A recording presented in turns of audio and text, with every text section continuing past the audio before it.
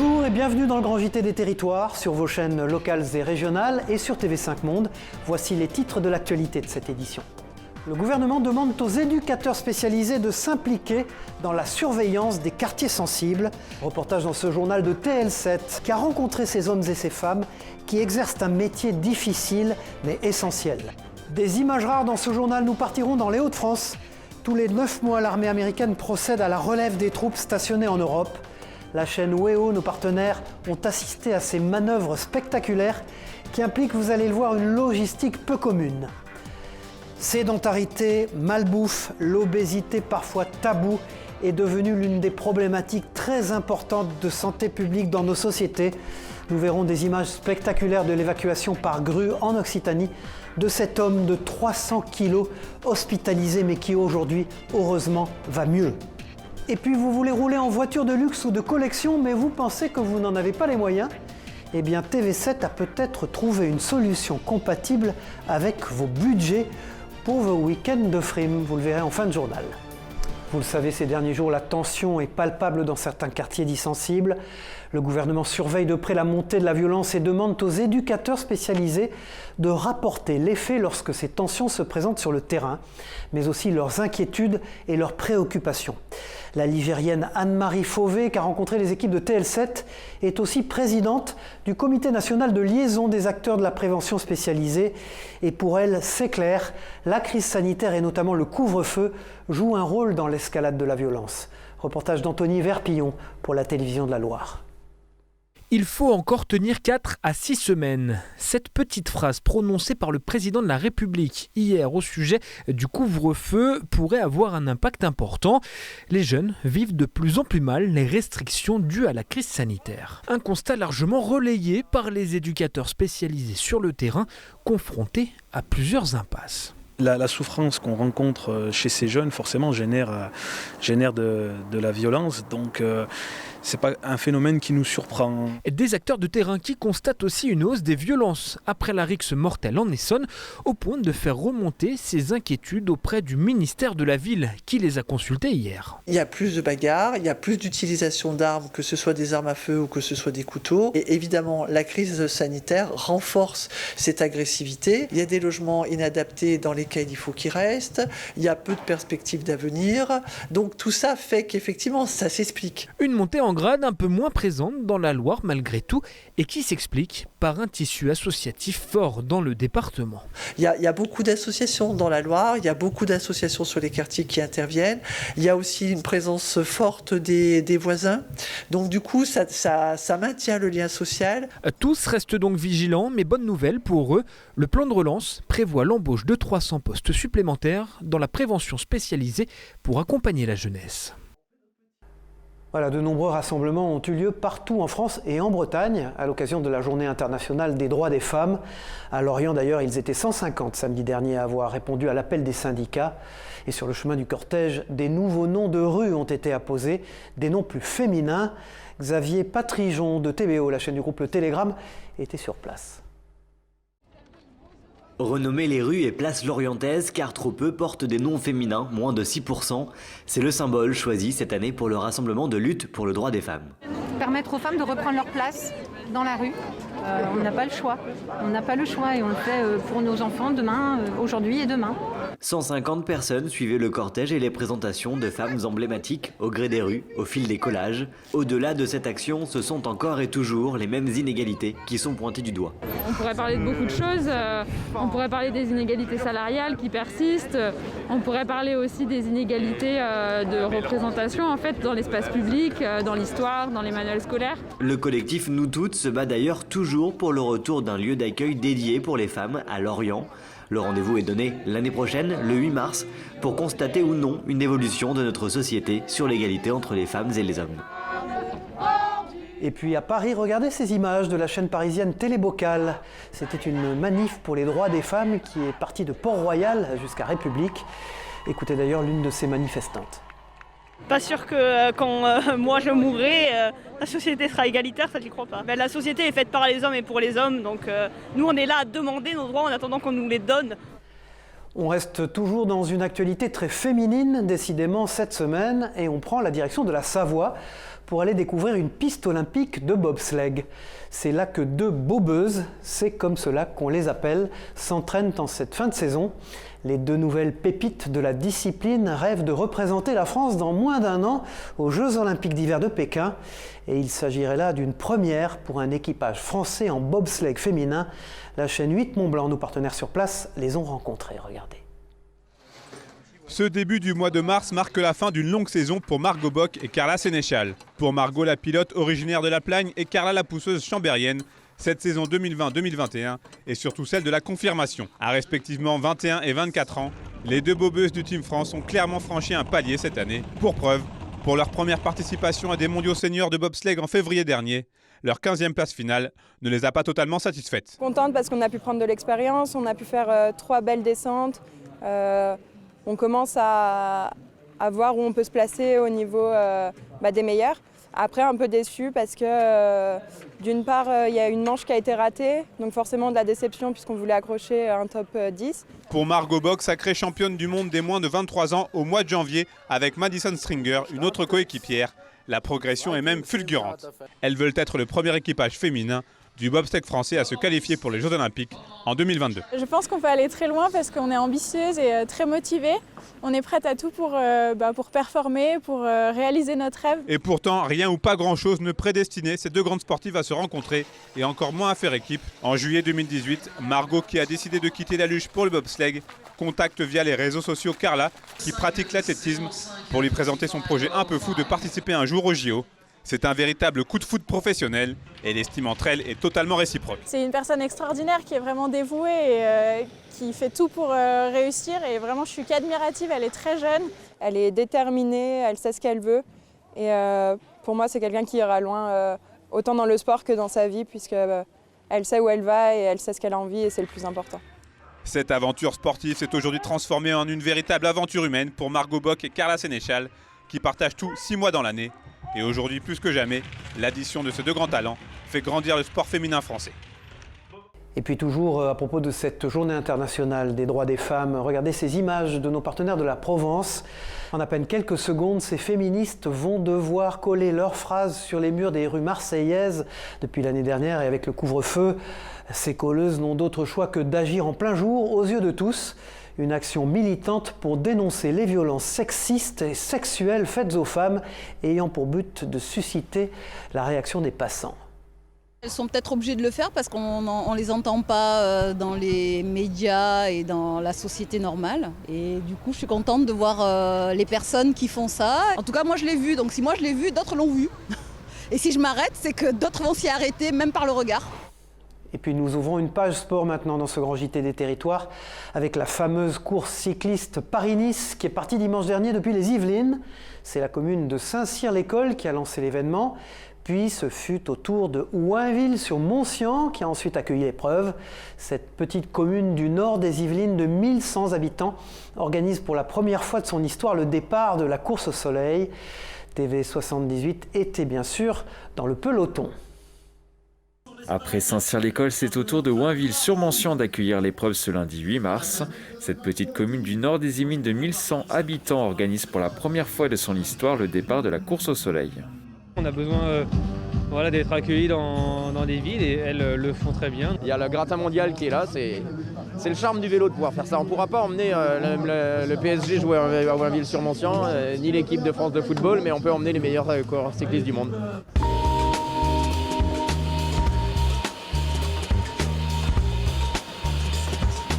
Alors on sait que vous êtes un passionné de cyclisme, ça vous fait quoi de voir ces coureurs du Paris-Nice, ces camions ici dans votre ville ? Je les avais vus déjà dans pas mal de villes, comme je suis pas mal le Tour de France, mais les voir dans ma commune, c'est une fierté personnelle, une fierté collective pour notre commune, pour la mettre en valeur, pour la valoriser, et j'en garderai un grand souvenir en tant qu'élu. Bonjour Michel Picot, l'entreprise française OVH a été victime d'un incendie dans la nuit de mardi à mercredi dernier dans ses data centers de Strasbourg. Aucune victime, mais des dégâts importants qui n'empêchent pas le leader européen du cloud computing de poursuivre son développement spectaculaire. OVH Cloud, c'est une réussite française dont vous nous parlez aujourd'hui. Bonjour Cyril, bonjour à toutes et à tous. Aujourd'hui, vous et moi, entrepreneurs ou pas d'ailleurs, nous avons des documents, des vidéos, des photos, des sites internet et j'en passe, quelque part hébergés dans un serveur informatique dans le monde. Ces immenses serveurs que l'on appelle aussi des data centers sont en quelque sorte les poumons d'Internet qui hébergent et fournissent des accès au réseau mondial. Quelques géants américains et chinois se sont accaparés de cet immense marché, mais en Europe, le leader est français. Il s'appelle OVH Cloud. Il a vu le jour en 1999 à Roubaix. L'entreprise a été créée par un jeune étudiant, Octave Klaba. Il commence timidement avec quelques ordinateurs regroupés en un seul lieu pour stocker les données des autres. Aujourd'hui, ces data centers, il y en a 35 au total et ils couvrent 200 pays. OVH envisage désormais de développer de nouveaux services. Par exemple, le géant français veut racheter Blade, une entreprise française qui a inventé l'ordinateur sans ordinateur, puisque toutes vos infos et logiciels sont stockés dans le cloud, donc pas dans la machine. Des solutions aujourd'hui que proposent les géants américains comme Microsoft ou encore Google. Demain, qui sait, un serveur mail et une suite de logiciels made in France capables de rivaliser avec les géants mondiaux. C'est possible, il faudra qu'OVH grandisse. Ah, au fait, si j'ai oublié de vous dire qu'OVH, ça veut dire en bon français, on vous héberge. N'allez pas chercher plus loin. Merci Michel Picot. Rendez-vous dans une prochaine édition du Grand JT des Territoires. Le ministre de l'Agriculture, Julien de Normandie, et la ministre de la Culture, Roselyne Bachelot, étaient en forêt de Bercé vendredi dernier. L'Office national des forêts leur a présenté les 8 arbres d'exception choisis pour la reconstruction de la flèche de la cathédrale Notre-Dame de Paris. Un moment hautement symbolique que Laure Girard et Anthony Piton pour LM TV Sarthe ont vécu pour nous. Regarder. Une horde de journalistes en plein cœur de la forêt de Bercé et 2 ministres pour acter le prélèvement de 8 chênes bicentenaires. Ils vont servir à reconstruire la base de la flèche de Notre-Dame de Paris, partie en fumée dans l'incendie le 15 avril 2019. On avait besoin de très gros arbres de plus d'1 mètre de diamètre et de 20 mètres de longueur avec une légère courbe, placée au bon endroit. Voici le premier parmi 8 arbres prélevés dans cette forêt d'exception. En tout, il faudra 1000 spécimens issus de toutes les régions de France pour arriver à bout du chantier de la flèche et du transept. Des chênes plantés il y a plus de 200 ans. La responsable du site dans cette forêt de Bercé nous expliquait que c'est la 15e génération de sylviculteurs qui prennent soin de ces beaux chênes pour un jour qu'ils puissent être utilisés. Un patrimoine que la ministre de la Culture inscrit aussi dans l'avenir. Cette aventure inédite, dans son ampleur, sera une occasion exceptionnelle de mettre en valeur la beauté de ces métiers, des pratiques de pointe qu'ils impliquent. Les chênes de Bercé seront prélevés jusqu'au 15 mars. Ils seront livrés sur le chantier de Notre-Dame de Paris dans 1 an. Voilà, vous avez vu ces images spectaculaires tout à l'heure dans les titres de ce journal. Le 1er décembre 2020, Alain, qui pesait près de 300 kilos, a été évacué par grue de son appartement de Perpignan pour être hospitalisé. Il se trouve actuellement à la clinique du Château de Vergne et la Dépêche du Midi est allée à sa rencontre. Il va déjà beaucoup mieux, il a perdu près de 100 kilos depuis son évacuation spectaculaire. Écoutons-le. Moi, je ne sors pas d'ici tant que j'arrive pas à 90 kilos. Je sais que je vais y arriver. De toute façon, je suis un bâtard, c'est pas été facile. Hein. Tous les jours, je voyais la mort. Hein. J'attendais la mort. Je ne voyais pas la mort, je l'attendais. Nous partons à présent dans ce journal dans les Hauts-de-France, où près de 56 hélicoptères et 350 soldats américains participent à une opération baptisée Mousquetaire. L'objectif mené par l'armée américaine là-bas est de relever les troupes basées en Europe et de tester les installations du port de Dunkerque et de l'aérodrome de Marques en Calaisie sur le littoral des Hauts-de-France. Ils vont se rendre dans des zones d'entraînement en Allemagne, en Pologne, en Lettonie. Tous les 9 mois, c'est l'armée américaine qui procède à cette relève de ses troupes en Europe. L'été dernier, d'ailleurs, cette opération s'était déroulée à La Rochelle. Regardez ce reportage de Caroline Fichten pour WEO, la chaîne de la Voix du Nord. Des hélicoptères de l'armée américaine comme celui-ci à l'aéroport de Marques, c'est une première. Cet appareil fait partie des 56 hélicoptères qui transiteront par ici dans le cadre d'une opération logistique de relève des troupes américaines basées en Europe. Ça, c'est le Chinook 47. Il peut embarquer 32 personnes. Sa principale mission, c'est le transport d'équipements lourds, assurer le transport de matériel et du personnel. Tous les 9 mois, l'armée américaine procède à la relève de ses troupes. L'an dernier, c'est par La Rochelle que les militaires avaient transité. Pendant 1 à 2 semaines, le matériel arrivé à Dunkerque, dont des hélicoptères, des camions et des conteneurs, va transiter vers Calais pour ensuite être acheminé en Allemagne et en Pologne. À chaque fois que les États-Unis envoient leurs forces armées dans le cadre de l'opération Atlantic Resolve, on cherche toujours de nouveaux endroits, de nouvelles options pour qu'on puisse, en cas de crise, en cas de besoin, amener des équipements via des ports différents partout dans le monde. Cette opération logistique américaine est organisée en collaboration avec les autorités françaises et différents ministères sont concernés. Celui des Affaires étrangères et de l'Intérieur, bien sûr, mais aussi celui de la transition écologique, des solidarités, de la santé et le ministère de l'économie. Regardez maintenant ces images d'une nouvelle vedette qui est arrivée en principauté. Cette vedette, c'est un catamaran qui va bientôt assurer une liaison maritime nouvelle sur la Riviera. Vanessa Dessy de Monaco Info a assisté à l'inauguration en présence de la famille princière. Il s'agit du moyen le plus efficace pour relier les deux ports en moins d'1 quart d'heure. C'est ce qui a poussé la société d'exploitation des ports de Monaco de privilégier l'accès par la mer en se dotant d'une navette maritime à grande vitesse. De plus, sa forme aérodynamique unique lui permet de réduire de moitié sa consommation par rapport à un bateau traditionnel. La technologie veut que la navette, plus elle va vite, plus elle se soulève, puisque l'air passe en dessous de la coque et la soulève. Donc il reste très peu, il reste à peu près 30 cm des deux ailes qui sont sur l'eau, comme des foils. Monaco One a été baptisé par sa marraine Camille Gottlieb. Son association BeSafe pourrait rendre disponible cette navette pour les jeunes en dehors de ses horaires habituels. Passionnée depuis toujours par la mer, la fille de la princesse Stéphanie se sent extrêmement touchée par cet engagement. Et d'être marraine de ce bateau, pour moi, ça prouve qu'en fait, on me fait vraiment confiance et je commence à avoir des responsabilités au sein de Monaco. Et ça me fait vraiment beaucoup plaisir et d'autant plus par rapport au partenariat avec BeSafe. Il est reconnaissable entre tous par la couleur ocre spectaculaire de ses terres. Le lac du Salagou doit son existence à son barrage. Mis en eau le 4 mars 1969, il est situé dans l'Hérault et retient quelques 102 millions de mètres cubes d'eau. Ouvrage visant à protéger les populations des crues du fleuve, il doit subir tous les 10 ans une étude de danger et c'est un robot subaquatique visant à vérifier l'étanchéité de l'ouvrage qui s'en charge. Regardez ce reportage spectaculaire de Via Occitanie sur place. Plongé en eau profonde pour ce robot subaquatique, équipé de caméras optiques, de caméras acoustiques et d'un sonar, sa mission est d'inspecter le barrage du Salagou. C'est des ondes acoustiques qui vont taper ce qu'on veut diagnostiquer et du coup le retour nous donne des images en temps réel sur nos écrans.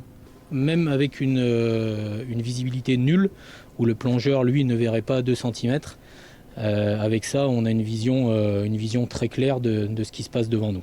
Là par exemple on a une grille qui est de section rectangulaire d'1 mètre de diamètre qui permet de faire descendre un humain au besoin en période de vidange. Mais de vidange, il n'y a jamais eu. L'équipe de Cousteau, présente pour la première inspection, a laissé place au robot subaquatique avec un avantage certain. Vidager le barrage, ça dure plusieurs mois et surtout le remplir. C'est entre 2 et 4 ans pour remplir un barrage de 100 millions de mètres cubes d'eau.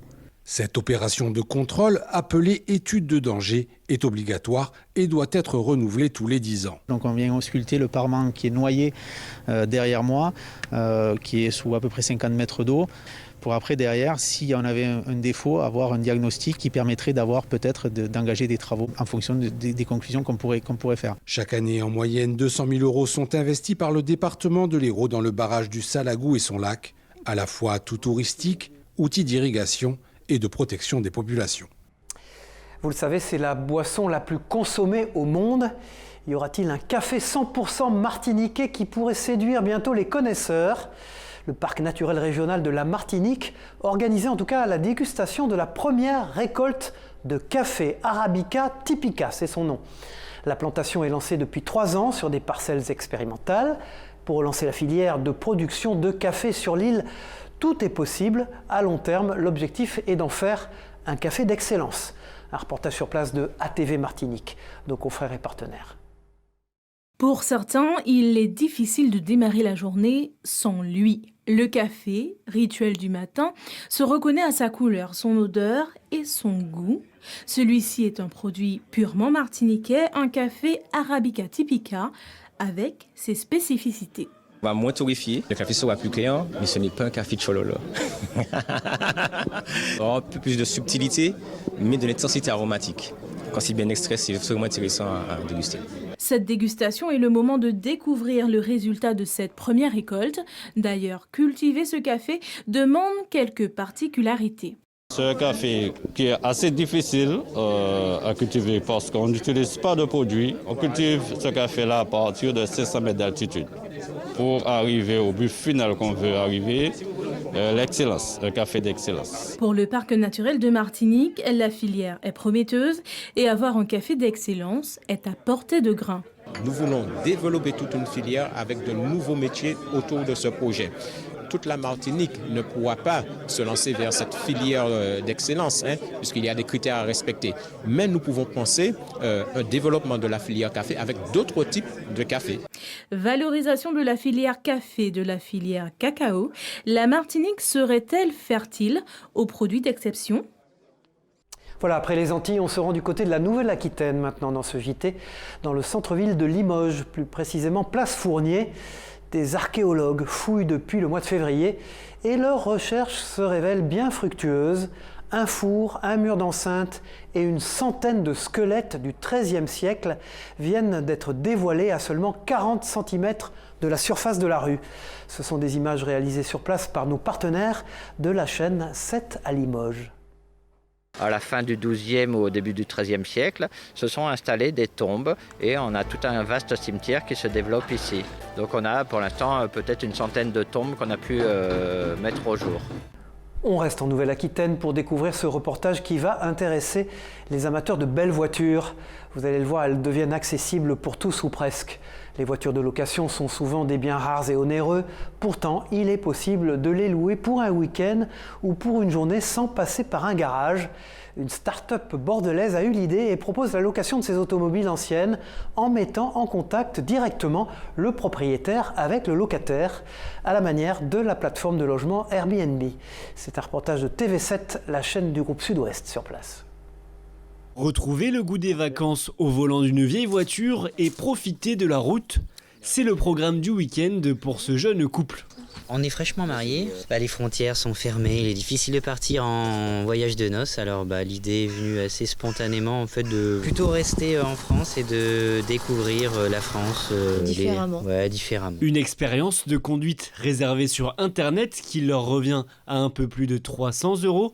Lancée il y a 1 an et demi, la plateforme propose plus de 600 voitures en location. On part de la populaire 4L 2 chevaux à des voitures que l'on peut catégoriser comme luxe, des Jaguar type E. C'est très sentimental pour un bon nombre d'utilisateurs. Avant de se lancer sur la route, propriétaires et clients se rencontrent pour une prise en main de l'automobile. Un moment de partage qui séduit ce collectionneur. C'est une occasion d'être associé à des événements heureux, parce que très souvent, nos voitures sont louées pour des mariages. En même temps, ça me permet de participer aux frais d'entretien. La plateforme touche 20% sur chaque location et aimerait rendre disponibles 3000 voitures de collection d'ici 2022. Le plus grand karaoké de France va bientôt ouvrir ses portes à Cap-Malo. Alors, quelle est la première chanson que vous souhaitez chanter ? C'est un reportage de Justine Barrault pour TVR, nos partenaires en Bretagne. Le plus grand karaoké de France s'apprête à ouvrir à la Mézières sur la zone commerciale de Cap-Malo. Musicam, un multiplex de 1000 m², termine les finitions des 12 salles privatives pour s'essayer à la chanson, ainsi que de l'espace bar et concert situé de l'autre côté de l'établissement. Ce lieu hybride est le fruit du rêve de la famille Kameda, installée dans le pays de Rennes depuis 10 ans. On a réussi, avec mon épouse et nos enfants, à créer un endroit qui est celui dans lequel on aurait aimé aller. Tout est musical. Encore en chantier, on peut déjà se faire une idée du résultat final. Alors vous allez pouvoir venir chanter. Donc ici vous allez avoir un écran dans le haut. De chaque côté, une enceinte. Sur la partie gauche, vous avez un autre iPad qui va vous permettre de commander votre boisson ou votre snacking. Un catalogue de 40 000 chansons est promis par les propriétaires des lieux. Pour 2 heures de karaoké, les prix par personne varient en fonction du jour de la semaine. De 12 € un lundi, par exemple, à 20 € un soir de week-end. Voilà, on se rend en Corse maintenant dans ce grand JT des territoires, entre Calvi et l'Île-Rousse. Cela s'appelle la lithothérapie et cela permet d'améliorer son bien-être physique et émotionnel. Cette créatrice a pour objectif de soigner les maux par les pierres. On écoute cette créatrice, interviewée par Via Télé Paese, nos confrères de la chaîne TNT Corse. On va utiliser en fait la fréquence et l'énergie des minéraux pour pouvoir permettre au corps de s'imprégner et de résonner avec les pierres pour améliorer à la fois son bien-être physique et aussi son bien-être émotionnel. Et le parc naturel marin du Cap Corse et de l'Agriate a lancé un vaste projet d'étude de recensement et de cartographie des grottes marines présentes dans son périmètre. Pour le moment, 27 de ces grottes ont été dissociées en 2 groupes distincts. Les grottes semi-submergées qui présentent une partie aérienne et les grottes submergées obscures ou semi-obscures. C'est sur ce 2e groupe qu'une équipe de scientifiques mandatée par le parc a travaillé cette semaine autour de l'îlot de la Giraglia, ce bout de terre le plus au nord de la Corse. Voilà, merci d'avoir suivi ce grand journal des territoires sur vos chaînes régionales et locales de la TNT et sur TV5 Monde. On se retrouve très vite pour une nouvelle édition. Au revoir à tous et bon courage.